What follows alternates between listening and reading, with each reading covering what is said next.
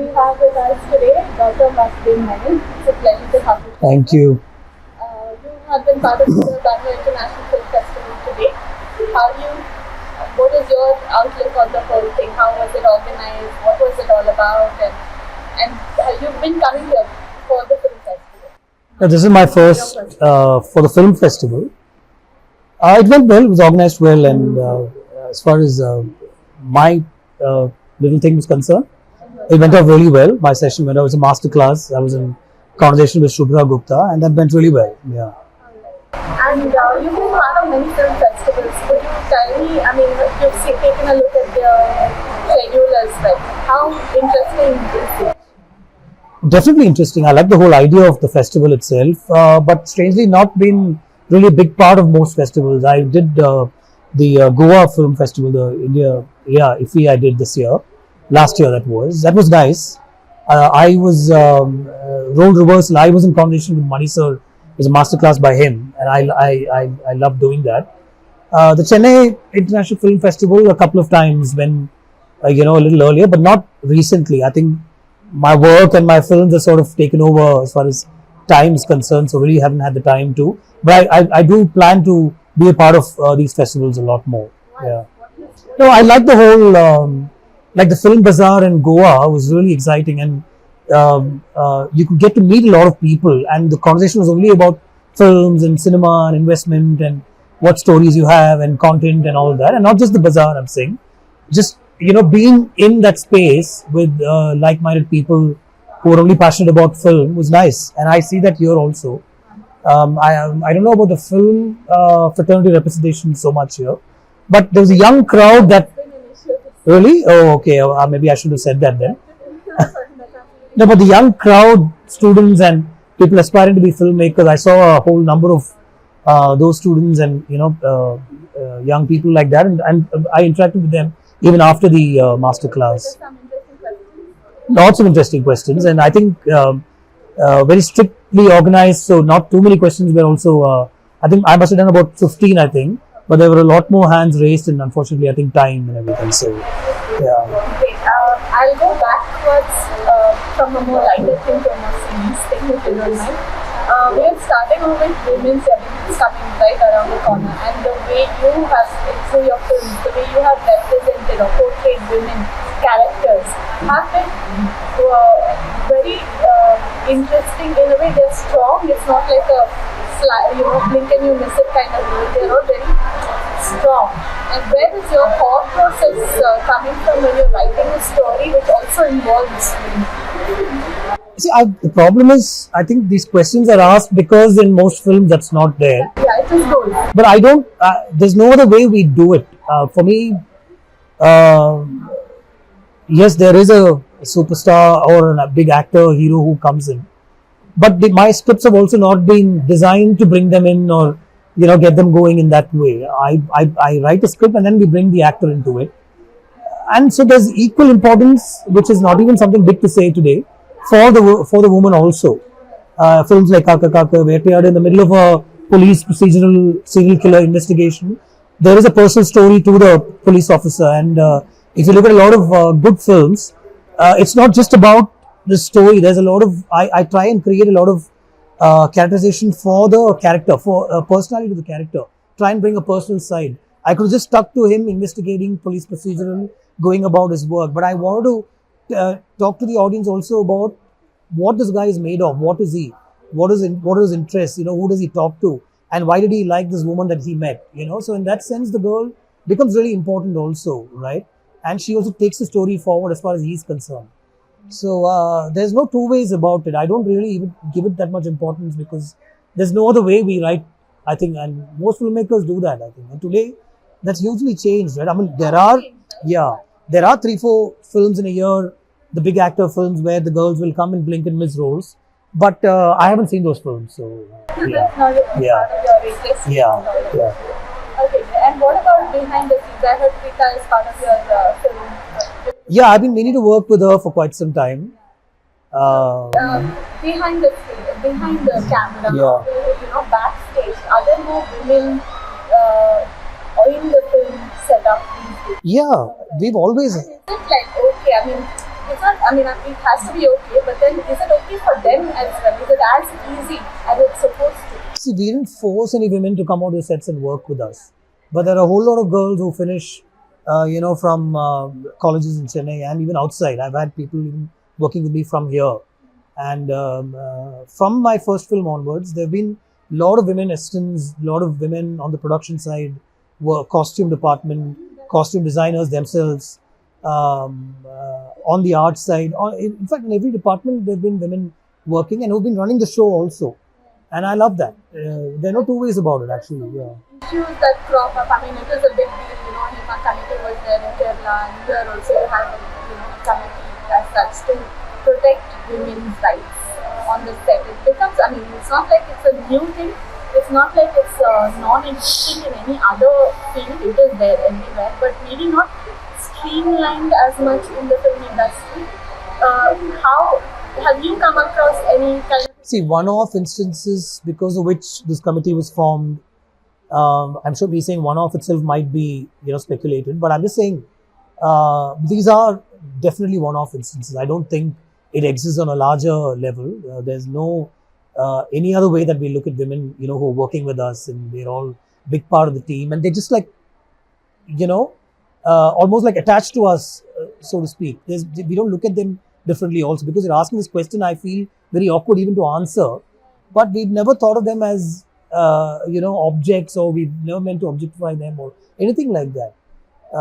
They go through the same process that everybody else goes through.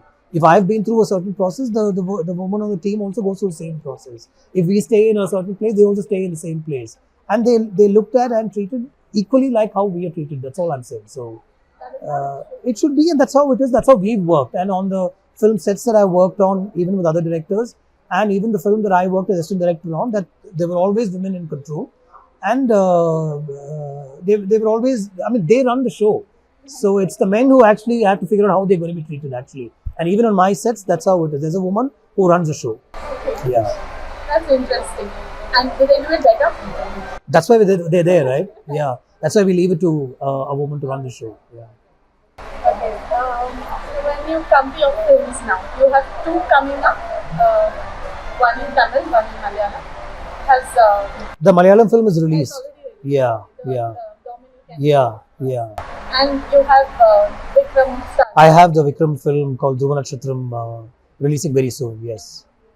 Both, if you look at both of them, the time that both have taken, and you compare it, not just time, but... No, Dominic actually, strangely, I don't know why, we shot the film in 45 days. Yeah. We started in July and we released in Jan. It's hardly 6 months. Does it have to do with the film industry, like the language? Yeah, Malayalam definitely works like that. They work, they in and out, everybody comes in. We shoot continuously. Even Sundays, there's no breaks and all that. We finish the film and we get out. Also, it's largely because funding is available. Mammootty sir is the producer of the film. We fixed the budget of the film and the money was put out and we shot the film. What generally gets the film to take longer is when funds don't come in, when it's not structured finance and stuff like that, right? So that's when things go for a toss, when the planning is bad, when the management is not great. So Dhruva Nakshatram also went through all that, unfortunately, but we've brought it back together. I've brought the film, I've completed the film, I've censored it. We planned to release in 2023. That's the first release date that was announced. So we are a year late now, but we will come in May or June. Hopefully we will come, yeah. And any learnings from there, from say maybe how, I mean, apart from the finances of course the main thing,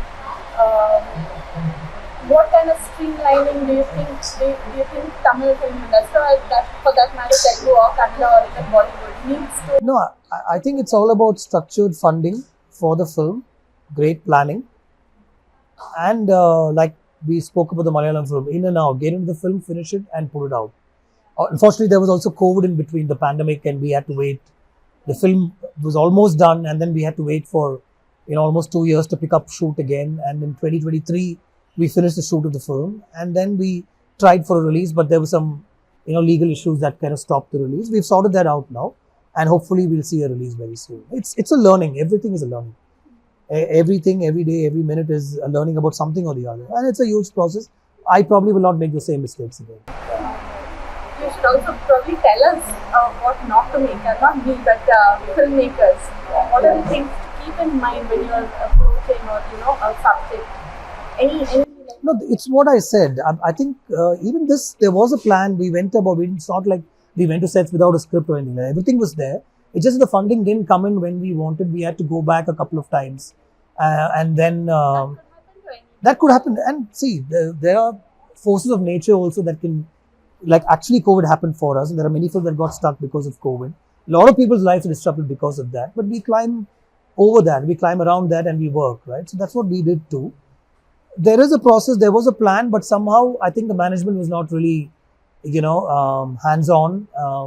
Communication with certain investors was not proper. And honestly, if you ask me to look back, I really don't know what went wrong. The larger pictures, I don't know what went wrong. I think it's just communication, it's people, how minds work.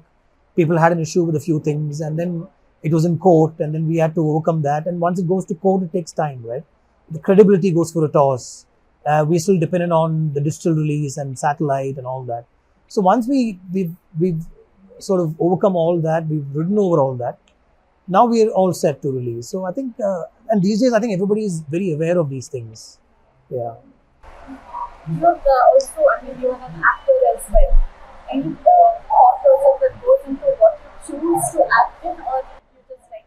No. A lot of thought process goes into it because firstly, I don't like it a lot. Yeah, so I do it when. But you're an actor. Thank you. I'll take the compliment.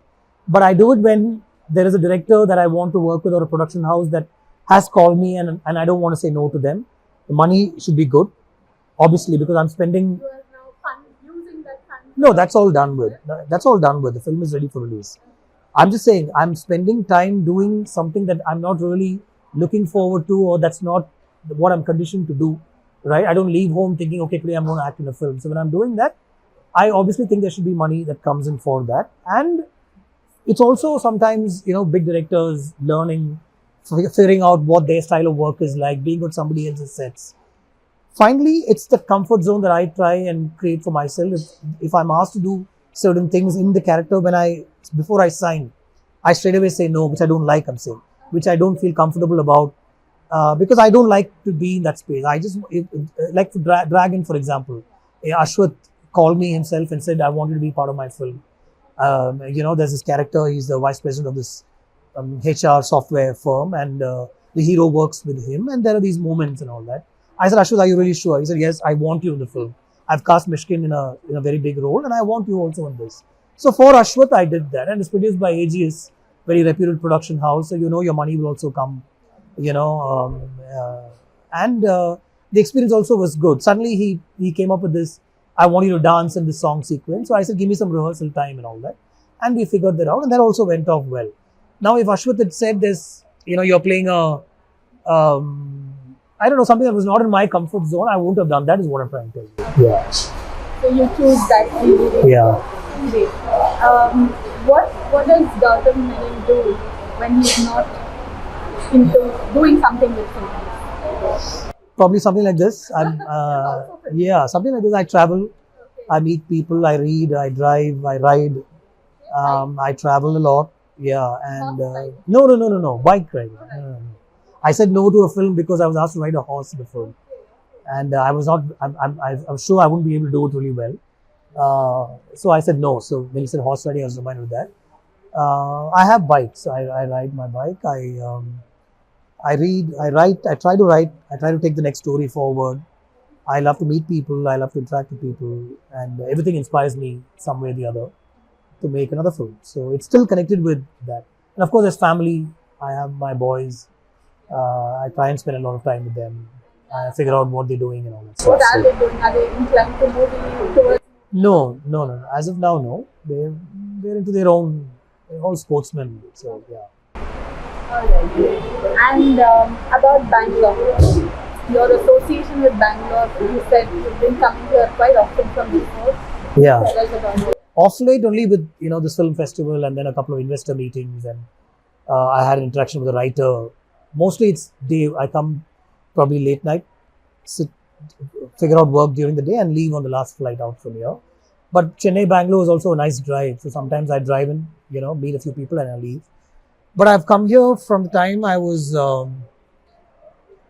15, 14, 15. My aunt and her family, my dad's older sister, she's no more. She just passed away. Her family, my cousin, whom I'm really close to, they lived in Bangalore, and my association in Bangalore was only them. Malleshwaram and this Kinatukara buildings, I remember. And I would come there, and after a point, I would come there by myself. Like when I went to study in a college in Trichy, sometimes for the holidays, I would come straight here if I knew my cousins were here in town and to visit my aunt. I've come and spent some time with her and the family. And that is my only association with Bangalore. A lot since then.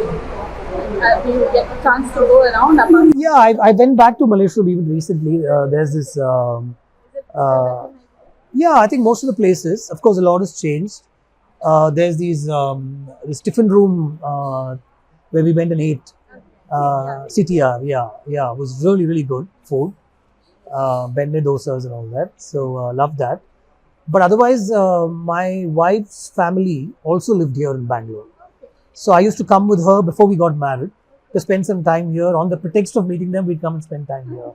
So I remember that also. Bangalore used to be an early morning, either the Shatabdi or the Brindavan in the morning. Come here by afternoon, spend time with her and the family and everything. And she and her cousins would come out and meet me and all that. I'd go to my aunt's place. So I remember those train rides to Bangalore a lot. They're unforgettable actually. Yeah. I have lots of stories with train rides. You would have seen one in Vinetandi Varuvaya. Yeah. All your films have a lot of, maybe experiences that you have been through, right? Not the serial killer bits, but yeah. Yeah. So, yeah, you should tell me a little more about your dreams. I want them to be in more of my films, so. Alright, and yeah, so that's actually about it. I wanted to ask you, Chennai or Bangalore? Chennai, come on, that's really unfair because I'm from there. I have no complaints about Chennai, but I know when we want to take that break, Bangalore is where we come to. 5 hours by car also, overnight bus, train, whatever. Lovely train rides and never miss an opportunity. If I had that 5 hours, I'd always take the train, to come to Bangalore. I've driven from Bangalore to Mysore, Bangalore to Coorg. I've stayed at some of the beautiful places in Coorg. When we filmed in Bombay for Venithan Edukadu, I drove down from Bombay to Chennai via Bangalore. Yeah. So took the breaks and all that stuff. It also must be pretty long. Yeah. I don't talk about the rides because they're very unofficial. But I have a Triumph right now. It's the Bonville T120. Yeah, but I just take off and alone. But if I talk about it, my family will call me now and say, when do you do these rides? So I do that a lot. It's me taking off from myself. You know what I'm saying? So a lot of thoughts, and I just like to the wind in my face and all that stuff, which you've seen in my films. But between Chennai and Bangalore, definitely Chennai, because that's live, growing up, school, home, coming home to all that stuff. But the getaway is either Kerala or Bangalore for sure. Yeah. Anything outside the country? New York, London and New York. Love to walk around, writing. It's a lot of solo. Yeah, absolutely. I've done that a lot. Sit in cafes, sit in parks, a lot of music places where you can just, unwind. And I've done that a lot. My sister lives in Seattle, so I go there also. And I've shot also in some really nice places. I've shot in Malta. I've gone back there with the family. In Dhruvanashitram, we've shot a lot in the US and in Europe. So Turkey, Istanbul, Georgia, Slovenia are all places that I've gone back to. And yeah, I love to travel. Kerala is a lot more actually. Just take off anytime to Kerala. My grandmother lived in Ottapalam, so I would go there a lot. Vizhinjam, Trivandrum, a lot of places. Yeah. Great. I hope we see you more often in Bangalore. I'm hoping to make a Kannada film. I'm not just saying it because we're talking here in Bangalore. There is a process. We're trying to set up something in Kannada also. I've done Tamil, Telugu, I've done Hindi, I've done Malayalam. So the plan is to make a film in Kannada also, and a big film, not necessarily just to make a film. So yeah. Yeah, but when you're saying Kannada film, in market-wise, do you think it's... I don't think I've ever worried about the market so much. story. The thing is, otherwise I wouldn't have made Vinnetandi Varuvaya, which I wanted to make with Mahesh Babu at one point, and Allu Arjun, and I ended up making it with Simbu, who was doing very different films. Kaka Kaka with Surya, Better with Kamal Sir, and all, and not Yenna Arindal with Ajit. So it is important. The producer we need to make sure the producer gets back the money and all that. And mine are not really big, exorbitant films. But the market really doesn't bother me. I love to experiment, figure out the film, and put those film out and see. And I like to traverse languages. You know what I'm saying? So Kannada is not something that I speak naturally. Telugu I can manage. Malayalam, of course, I know. But I'd like to sort of try and see if I can get a grip on a language which I don't know, but still make a film here. So that's a challenge that Bengali is another language that I want to. Will it be set somewhere here? Yeah, of course. In Bangalore. I've heard that it's not very easy to shoot in Bangalore. Somebody was saying that yesterday. And I want to crack that. Okay, that's interesting. We'll track you on that. Keep you on track. Sure. Thank you so much. Thank you. Thank you. Sure.